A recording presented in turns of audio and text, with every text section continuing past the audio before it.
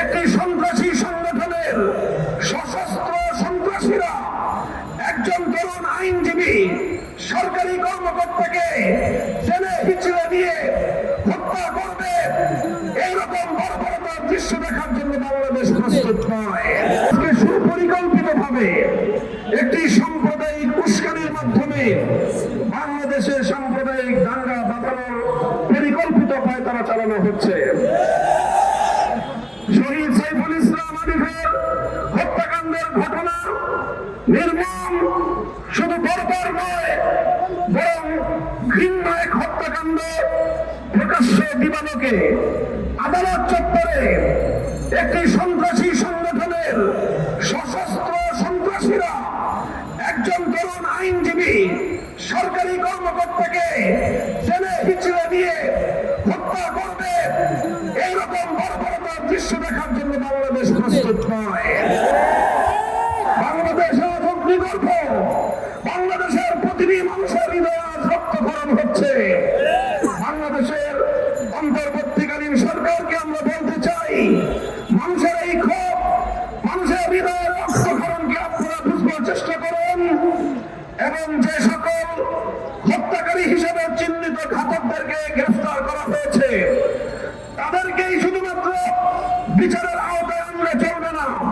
আমাদের স্পষ্ট দাবি হলো এই ঘটনার নেপথ্যে যারা রয়েছে সেই নেপথ্য খুনিদেরকে বের করে মুখ সম্বোধন করতে হবে, তাদেরকেও বিচারের আওতায় আনতে হবে।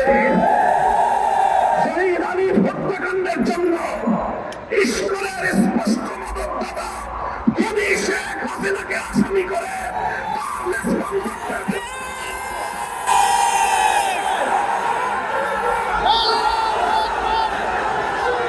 আমরা স্পষ্ট ভাষায় বলতে চাই, বিগত 15 বছর আমরা দেখেছি বাংলাদেশের অভ্যন্তরীণ প্রতিটি বিষয়ে কিভাবে শুধু অসৌজন্যমূলক নয় বরং কূটনৈতিক শিষ্টাচার বর্জিত বাংলাদেশের অভ্যন্তরীণ ইস্যুতে চরম নগ্ন হস্তক্ষেপ করে বাংলাদেশের জনগণকে আহত ক্ষতবিক্ষত করে তুলেছে ভারত। আমরা ভারত রাষ্ট্রের বাংলাদেশ নীতির তীব্র সমালোচনা করছি। ভারতকে আমরা স্পষ্ট বার্তা দিতে চাই, বাংলাদেশ নীতি পরিবর্তন করো, তোমরা বাংলাদেশ নীতি পরিবর্তন করো। 20 কোটি মানুষ তোমাদের বিরুদ্ধে রাজপথে নামবে। বাংলাদেশ থেকে ভারতের কূটনৈতিক সম্পর্ক ছিন্ন করার জন্য দেশের মানুষ বাধ্য হবে। আমরা স্পষ্ট ভাষায় বলতে চাই, আইন শৃঙ্খলা রক্ষাকারী বাহিনীকে আমরা বলতে চাই, চিন্ময় কৃষ্ণ দাস তার তৎপরতার দ্বারা কথা কিভাবে করবে পরিষ্কার, সে ভিনদেশী গুপ্তচর হিসেবে ভূমিকা পালন করছিল। বারবার সে তার সেই প্রভুর দেশে গিয়ে সেখান থেকে নির্দেশনা নিয়ে এসে বাংলাদেশের অভ্যন্তরে নৈরাজ্য সৃষ্টি করবার পায়তারা চালিয়েছে। দিনের পর দিন, মাসের পর মাস প্রশ্রয়ে আশ্রয় থেকে ভারত এবং আওয়ামী লীগের যৌথ প্রযোজনায় ইসকন তৈরি করা হয়েছে। এই ইসকনকে নিষিদ্ধ করার মধ্য দিয়ে আওয়ামী লীগ এবং ভারতকে স্পষ্ট বার্তা দিতে হবে, বাংলাদেশ তোমাদের ষড়যন্ত্রের কাছে মাথা নত করবে না। আমরা জীবন দেব, আমরা লড়াই করব, বাংলাদেশের গৌরব রক্ষা করব, রক্ষা করব।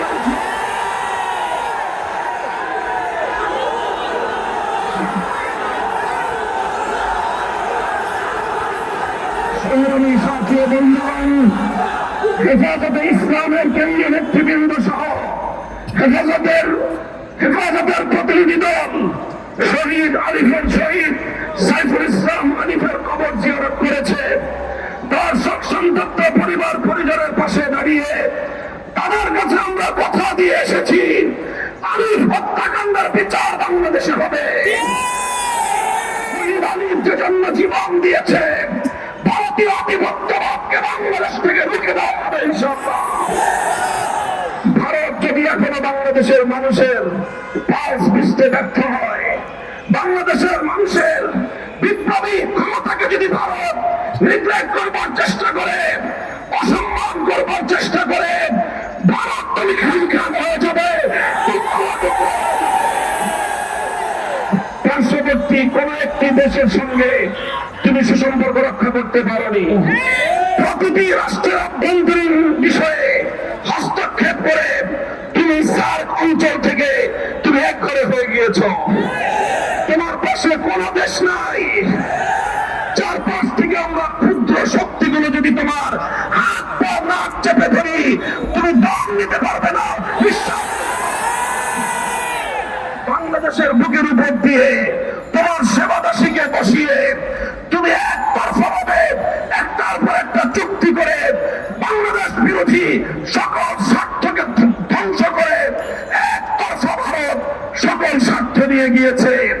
বাংলাদেশের বিরুদ্ধে ভারতের বিগত 15 বছরের সকল ষড়যন্ত্রকে আমরা নিন্দা জানাই এবং আবার স্পষ্ট ভাষায় ভারতকে বাংলাদেশ থেকে পরিবর্তনের আহ্বান জানাই। আমি বলতে চাই, পলাতক শেখ হাসিনা, ফ্যাসিবাদী শেখ হাসিনা, খুনি শেখ হাসিনা অসংখ্য খুন এবং হত্যাকাণ্ডের আসামি। বাংলাদেশের বন্ধু রাষ্ট্রের দাবি করে তুমি বাংলাদেশের এই খুনি আসামিকে মাসের পর মাস তুমি প্রশ্রয় দিচ্ছ। আবার এখন তোমার কোলে বসে সে বাংলাদেশের ইসকনের পক্ষে সাফাই গায়। বাংলাদেশের মানুষকে এতটা দুর্বল ভাবলে ফোন করবে ভারত। অতীতে আমাদের অনেক ঐতিহ্য রয়েছে, ইতিহাস রয়েছে। আমরা ছোট হতে পারি, আমরা ভীরু কাপুরুষের দল নই। যদি আমাদের উপর যুদ্ধ চাপিয়ে দাও, যদি আমাদেরকে এভাবেই তুমি একতরফা হত্যা করবার চেষ্টা করো, যদি আমার জনপদকে আমার ভাইয়ের রক্ত দিয়ে যদি তুমি রঞ্জিত করো, তাহলে আমরা তোমার বিরুদ্ধে প্রতিরোধ করে তুলবো। আমরা সংগ্রামী সাথী ও বন্ধুগণ, হেফাজতে ইসলাম বাংলাদেশ দেশের সকল ধর্মপ্রাণ মুসলমানদের প্রতি উদাত্ত আহ্বান জানাচ্ছে।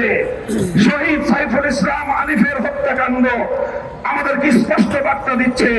এই হত্যাকাণ্ডের মাধ্যমে বাংলাদেশে নৈরাজ্য সৃষ্টি করে রক্তের হোলি খেলা খেলানো, এটাই হলো বাংলাদেশ বিরোধী শক্তির অভিন্ন টার্গেট। কাজেই তাদের এই ষড়যন্ত্রের পাতা ফাঁদে আমরা পা দেব না। আমরা কোনোভাবেই সহিংস কোনো কর্মসূচি পালন করব না। শান্তিপূর্ণ ভাবে টেকনাফ থেকে তেঁতুলিয়ায় আমরা তীব্র প্রতিবাদ এবং প্রতিরোধ আন্দোলন গড়ে তুলব। শান্তি হবে আমাদের হাতিয়ার, ধৈর্য হবে আমাদের সৌন্দর্য। শেষ মুহূর্ত পর্যন্ত আমরা ধৈর্য ধারণ করব।